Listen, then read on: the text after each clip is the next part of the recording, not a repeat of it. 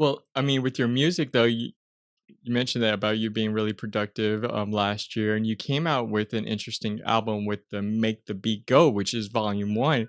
So do you Yeah. mind explaining what's the concept of that volume series? Well, I mean, basically, I started doing performances on my Instagram where I was just making music up Hmm. on my controllers, and everybody was like, "Yo, I want to hear that beat over and over again." Yeah. So after a while, I was like, "Okay, I'll just put out like a album of the beats I've been doing." So that's all it is. It's kind of just like demo beats of the tracks I've been doing on Instagram. I have another one about to come out too, so it'll be just volume two. I'll probably maybe do like another one, maybe a volume three. But I'm starting to do more serious releases now. Also, Well, you mentioned that I guess it originated from you posting those videos. So what made you want to start posting videos of you performing those oh, beats? well, that's kind of always been my thing. Like even when I was doing Sinai, Unified Highway, anytime I'm on stage, I'm always like playing stuff live and also DJing and stuff. So you know, I figured I'd do it on Instagram too, on TikTok. So it's kind of one of those things where I just like doing it and it's entertaining. So why not just post it? And another project that you have a couple of albums out, you work with Eric Rachmani from Revolution. You have a group together called Unified Highway. So how Yeah. did that project come about in you two forming that group? That was something else that formed in an organic type of way. Also, when I was in Zion, we toured Revolution, and we did about 5 or 6 tours with them actually. And I did a remix for him for a song called "Safe and Sound," and the remix did really well. He actually used some of the remix elements in like the main version when they performed it. So I think he started to really respect me as a producer. And we were all friends. Like we toured, just had a blast. You know, we were touring when it was like Revolution scaled down. So it's like we really have been involved with them uh, since their evolution. So it's a real friendship. And whenever we go on tour, I would just always do music with Eric. Like we just always make stuff together. A lot of it it would never come out. We just made stuff.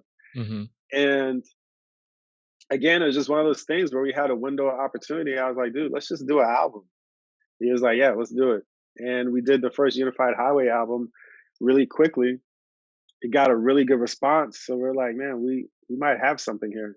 So it's just something that started, and it's kind of like him having a different voice and like a different point of view.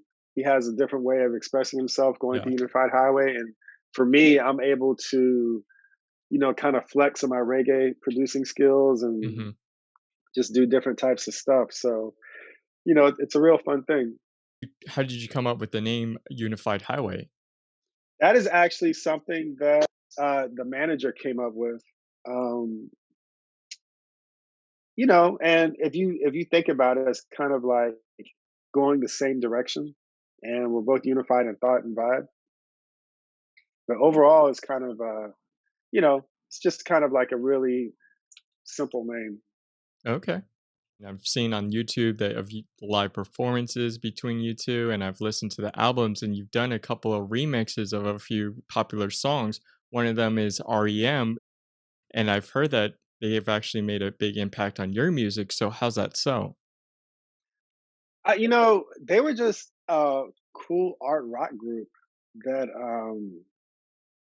I was listening to in college.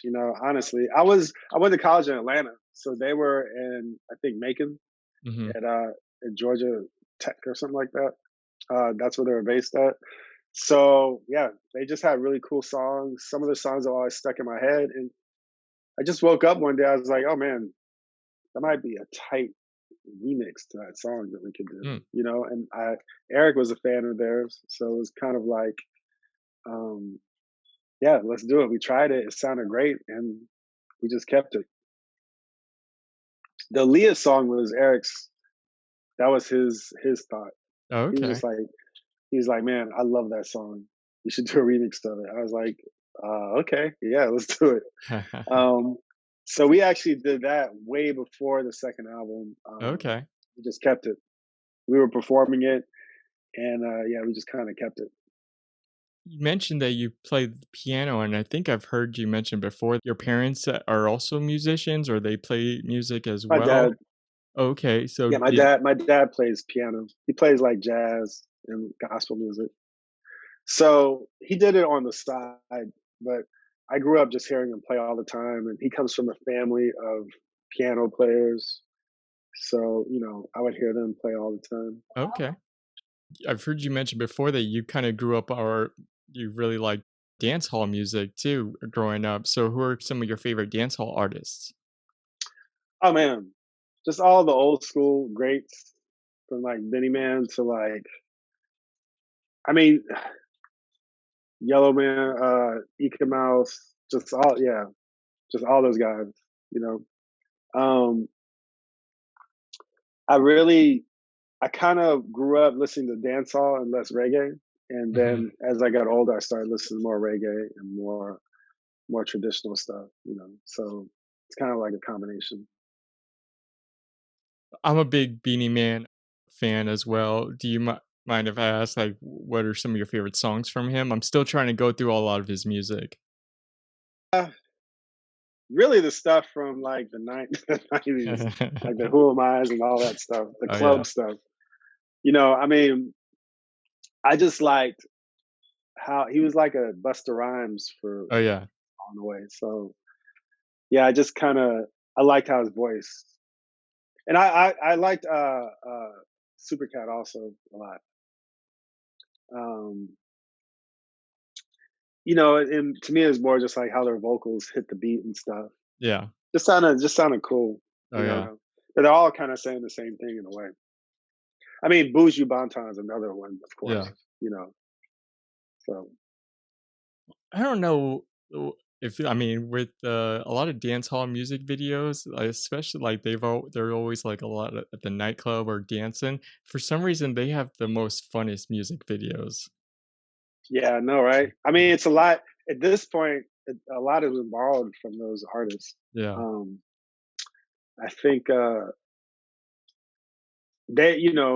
lot has been borrowed from hip hop too. But like, I think with the style and like some of the wild approach that a lot of those guys have taken, Uh huh. it's definitely been entertaining. I think like Yeah. that energy and stuff, people have applied it in different ways to their stuff. Yeah. So yeah, it's been very, it's been some really crazy visuals. Oh yeah. I mean, when you look at, I think who's used them probably the most is like a Diplo. Like when he does his Oh yeah. major laser tours and stuff. I mean, Yeah. some of those dancers are crazy. MIA. I don't know if they were more dance hall, but like there's definitely like Jamaican influence Oh rhythms yeah. and stuff they're doing. Yeah, I Yeah. mean, I think people probably won't realize it till I mean, till they really get into dancehall, but a lot of popular pop songs too can be really rooted back to a lot of dancehall music. Because 'cause I'll one being listen to a lot of dancehall music, I'll listen to just a regular pop song, like a Justin Bieber song, and you're like, "This is dancehall right here." No, that's true. I think within the past definitely 6 or 7 years, it's been really big. And I think it's one of those things where I don't think it's going away. It'll just probably Oh, yeah. resurge in different forms. You Mhm. know, but I mean, I was just listening to radio the other day, and like a Destiny's Child song came on, and it was like a reggae rhythm. Okay. From back in the earlier millennium.